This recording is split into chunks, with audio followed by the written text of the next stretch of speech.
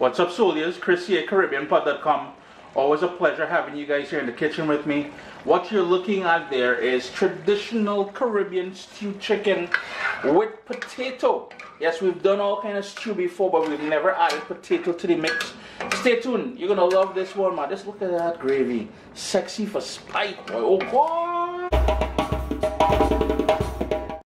In my bowl here, I've got 3.5 pounds of chicken thighs, and you can see they're boneless, skinless, and this is a great opportunity to make a fast dish here, and that's why I'm using chicken thighs. Plus, dark meat gives you so much flavor, much more flavor, and you can see how big it is. I cut it up. Each thigh, I probably got 4 pieces out of it.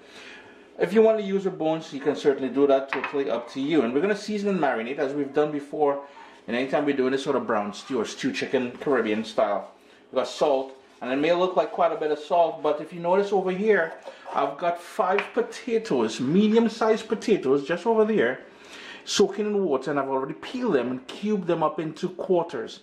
So that is why I'm using so much salt, if you're wondering.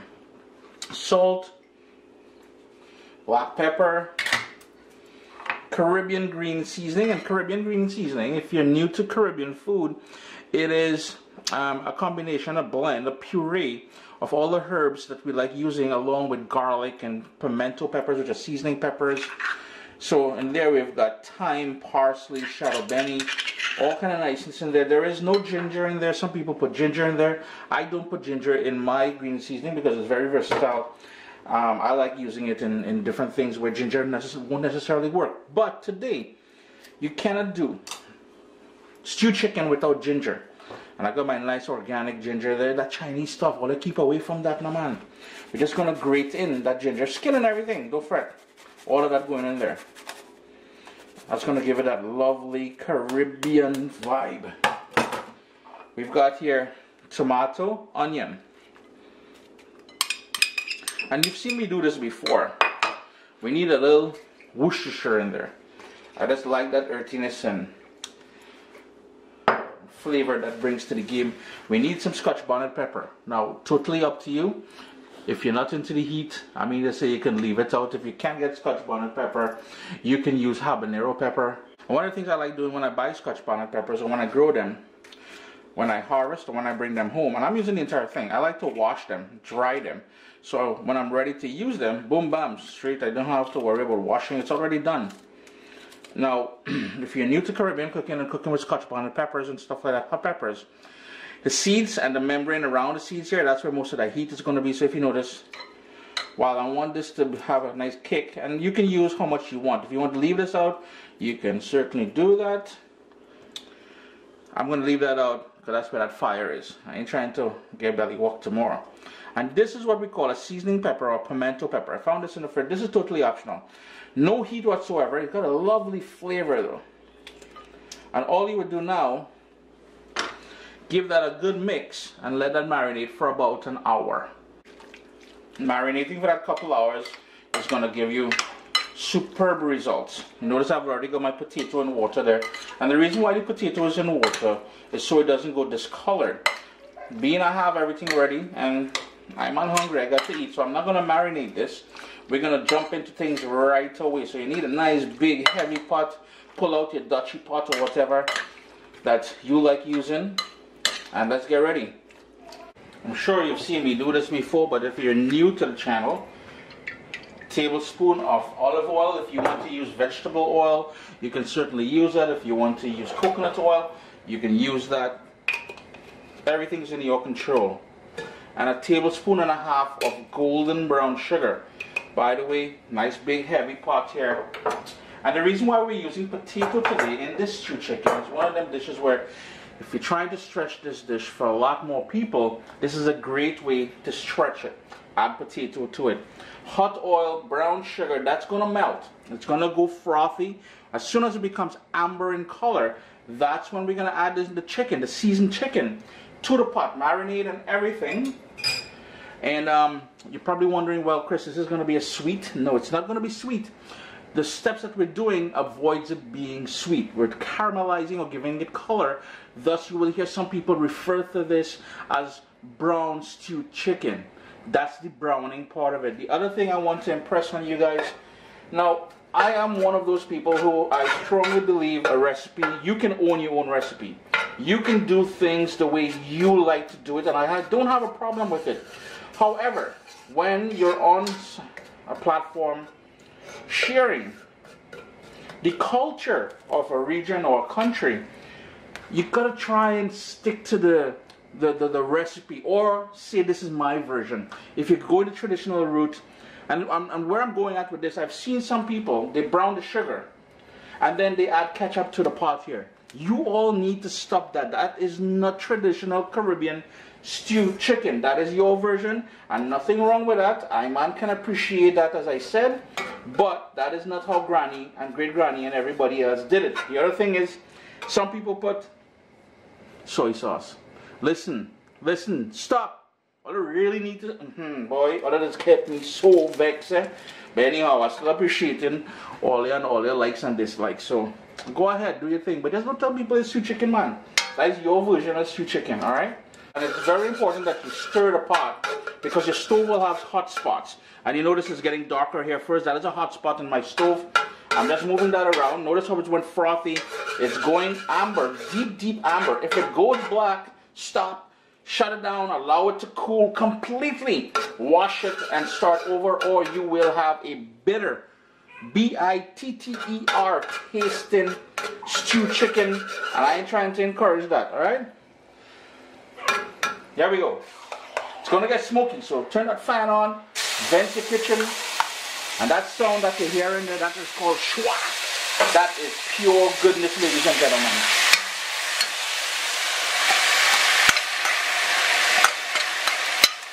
Now at this point, it's very important that you pick up all that browning from the bottom of the pot there. My heat is on high. I'm not sure if I told you guys that already. And right away you're getting that smell, that ginger, that green seasoning, that scotch bonnet pepper, that garlic. Now in that green seasoning, and I'll have the link for that recipe down in the description of the video there. I'm telling you, man, fresh thyme, garlic, shadow benny, parsley, is bare niceness. We want that on a high heat now, so we want to sear everything and color everything and make sure we infuse it with all that niceness. And it's very important that you keep stirring that every minute or so, because we don't want to we want to color everything evenly. Let's just say that.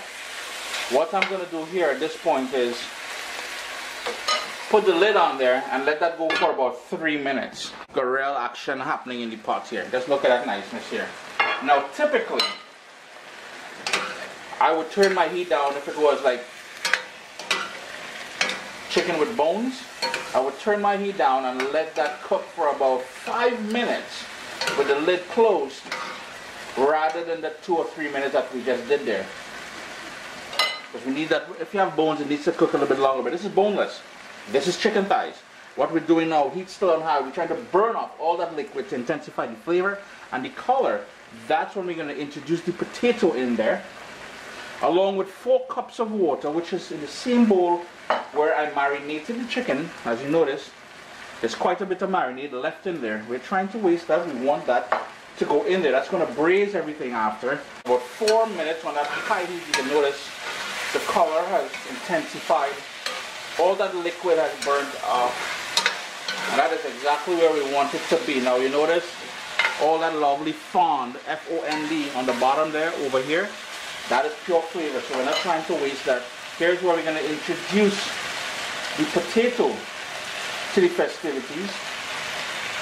And if you're wondering the type of potato, you can use any potato you want.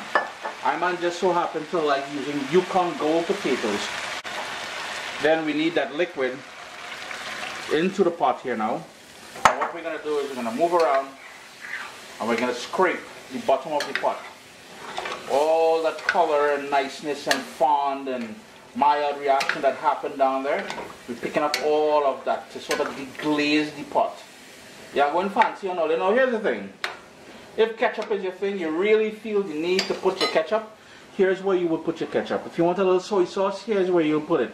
And personally, I think the people who use ketchup and soy sauce in their stew chicken, they're the ones who struggle to get some color. And that is their way of getting color. And on that high heat, this will come up to a boil very quickly. in the past, I must confess, in the past, and I still do it, I like adding a teaspoon of ketchup. Yeah, still on the ketchup thing because it bothers me because, like I said, our granny never did it. But I do put some in when I'm seasoning the chicken. The reason being, the acidity in that tomato ketchup will help to sort of tenderize and break things down and balance off flavors when you're seasoning and marinating the chicken. But as far as putting it when you have the brown sugar in there, boy, all it does really irritates me, you know. Lid on, turn the heat down. We want that on medium heat. Lid on. Weep. Slightly ajar. Hit them a centimeter there. Let the thing breathe, the man. Oh gosh. It's been bubbling now for about 15 minutes. Just want to give that a stir. The potato is going to start breaking down. That chicken is fully cooked. So what we're trying to do now is make sure that, and you know how big, I know you guys notice how big I cut up that potato. The reason for that, because later on we're going to break this down in about 5 minutes. We're going to smash some of that potato, and that's going to help thicken up the gravy. And hey, I'm telling you, man, you have some hot roti, some steamed rice. It's been cooking in total for about 23 minutes since we added the potato and the water. I was a bit vigorous when I was stirring it to break up the potato, and you notice how nice and thick that gravy is going now.